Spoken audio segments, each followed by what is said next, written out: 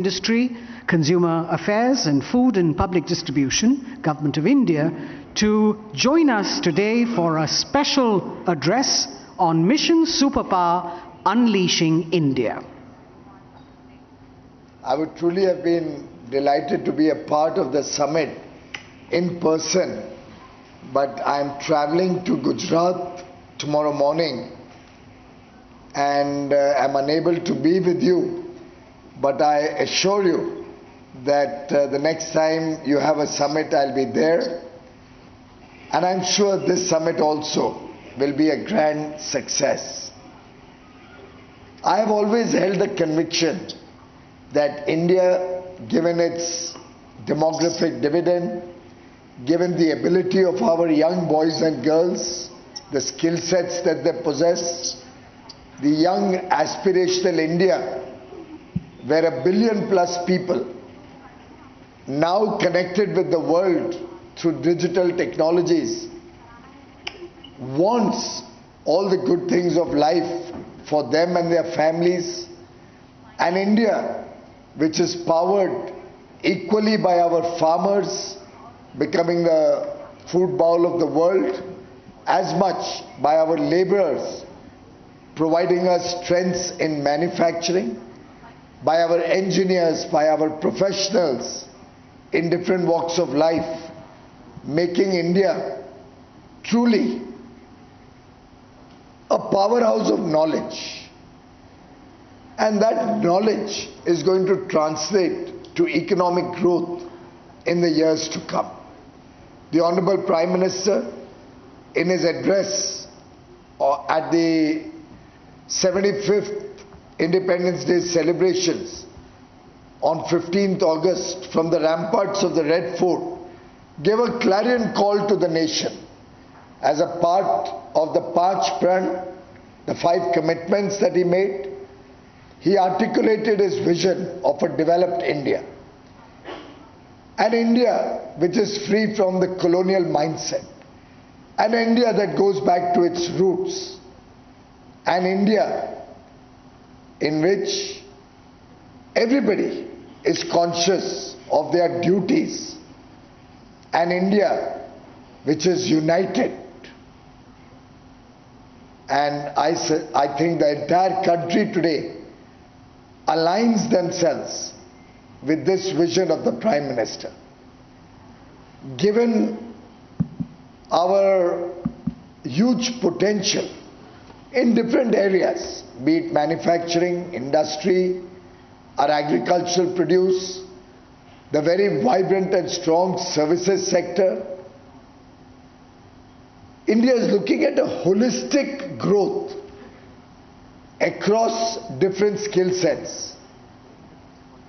And even if we were to look at a business as usual scenario, where we grow at our typical 12% odd nominal growth that we have been seeing for last many years, and factor in the depreciation also at current levels, though I personally feel depreciation of the rupee would significantly reduce in going forward.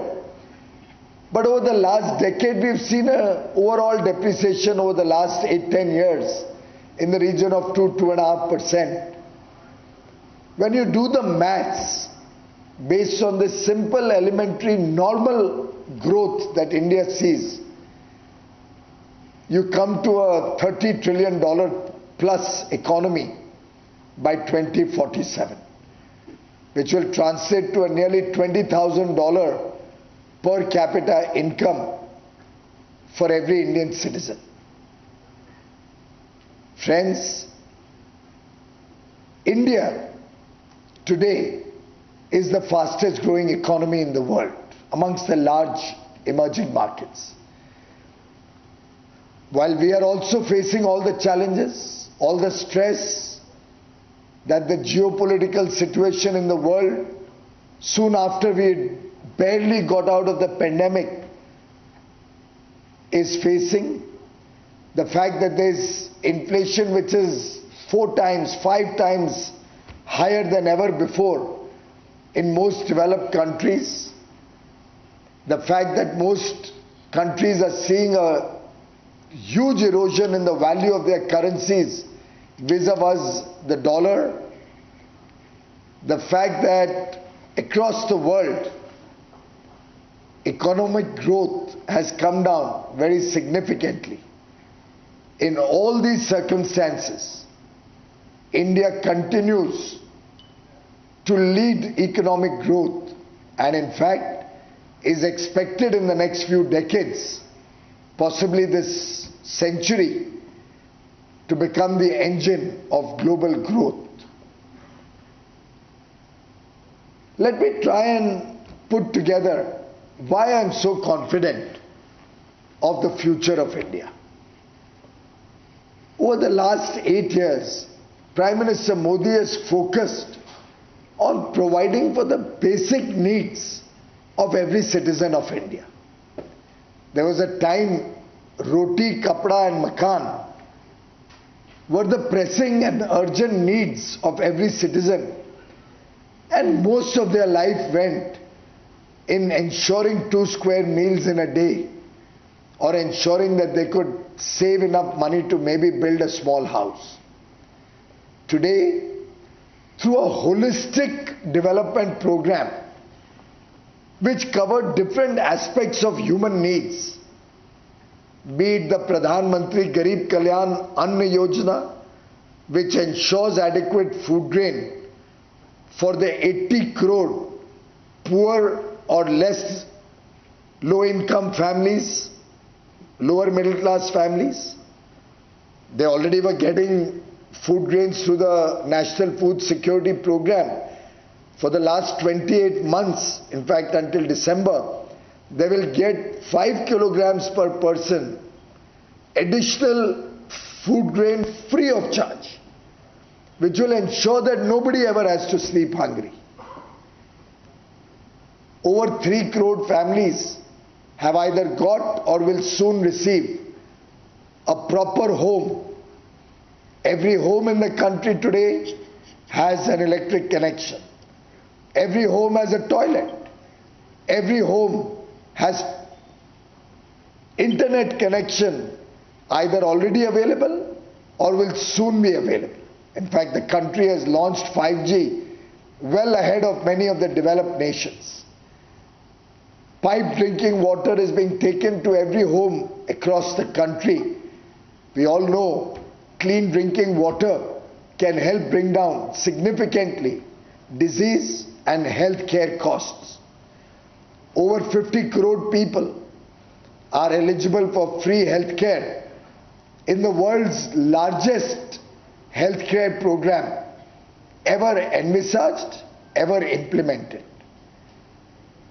We are taking digital technologies across the country through a huge broadband optical fiber network. We are expanding infrastructure like never before.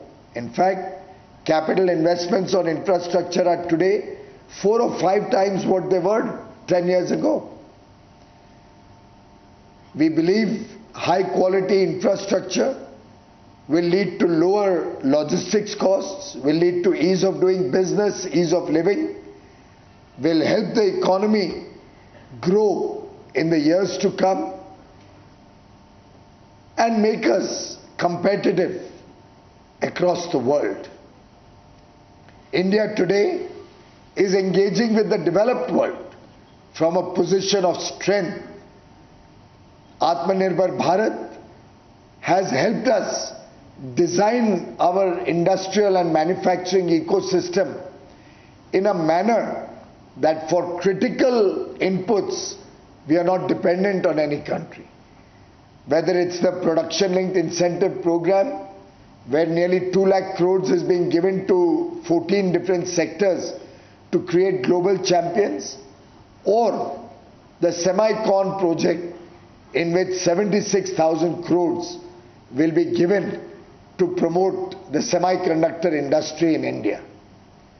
Be it our effort to engage with developed world for free trade agreements or comprehensive economic partnerships. We have already concluded 2 in a record time. with UAE and with Australia. We are in dialogue with many other countries for robust, fair and equitable free trade agreements which will be a win-win for both countries, which will be in national interest and which will provide huge opportunities for Indian business, huge opportunities for new jobs, for work, and give a fillip to our manufacturing and industrial base, also to our farmers and dairy sector. The MSME sector, which is the backbone of our economy, is a focus area, and this government, through multifarious programs, is supporting the MSME sector. Agricultural production has consistently grown despite severe challenges across the globe. When fertilizer prices rose nearly 4 or 5 times, the central government absorbed the entire additional cost and subsidized fertilizers so that the farmers could get adequate fertilizer at the old rates, and they could continue to produce quality agri products which are today adding nearly $50 billion to our Indian exports. The marine sector, fisheries, has got a big fillip from the Pradhan Mantri Matsya Yojana, through which we are helping our fishermen improve the quality of their catch, also focus on sustainable fishing. Friends, for us in India, the next 25 years are going to be a defining period, a golden period. Collectively, 130 crore Indians working with a spirit of duty, कर्तव्य भावना से जो आज देश का युवा युवती काम कर रहे हैं, जिस उत्साह और उमंग के साथ देश की अपेक्षाओं को, आकांक्षाओं को पूरा करने में आज पूरा देश जुटा हुआ है, जो निर्णायक नेतृत्व आज प्रधानमंत्री नरेंद्र मोदी जी इस देश को दे रहे हैं, जिस प्रकार से हमारे वैज्ञानिक नई नई खोज लेके आ रहे हैं। प्राइम मिनिस्टर ने 15 अगस्त को जय किसान, जय जवान, जय किसान, जय विज्ञान के नारे के साथ जय अनुसंधान को भी जोड़ा है। जिस प्रकार से आज देश में स्टार्टअप इकोसिस्टम डेवलप हो रहा है, जिसमें नई नई सॉल्यूशंस रोजमर्रा के प्रॉब्लम्स के लिए, इंडस्ट्री के प्रॉब्लम्स के लिए हमारे युवा पावर प्रोवाइड कर रहे हैं। मैं समझता हूं एक होलिस्टिक देश की विकास की यात्रा अमृत काल में प्रारंभ हुई है। इस अमृत काल में हम सब मिलके इस देश को एक विकसित देश बनाएं, एक समृद्ध देश बनाएं, एक विश्व गुरु बनाएं, एक अंतरराष्ट्रीय ताकत बनाएं। इस कर्तव्य भावना से जो आज देश उमड़ पड़ा है, पूरी दुनिया आज ईर्ष्या के साथ भारत की प्रति देख रही है। Many of you will recall the situation that existed in 2014 when this government came to power. From a fragile 5 economy facing severe challenges on every front, today we are recognized the world over as the fastest growing large economy. We are an emerging market, a developing nation on the highway, speedily progressing towards prosperity. Friends, let us all join hands. Let us all work together to meet the aspirations of every fellow Indian. Together, let us commit ourselves to making India great, to making India a superpower. My warmest wishes to all of you in this endeavor. We are in the midst of celebrations. We are in the midst of the festival season. I pray for your good health, your prosperity, your well-being, and I also wish Republic and Republic Bharat all the very best in their service to the nation, in their contribution towards making India and Indian people progress in their own way. They have provided a platform which is helping in creating the people's voice, in articulating the people's voice. I wish them well in all their endeavors. Thank you.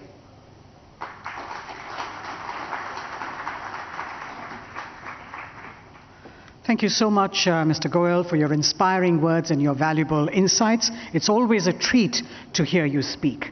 Our next segment, ladies and gentlemen, at Republic Media Network's India Economic Summit 2022 is on Mission Superpower, Banking on India, that puts the spotlight on banks as the key growth catalysts of the Indian economy, and how they're going into the future.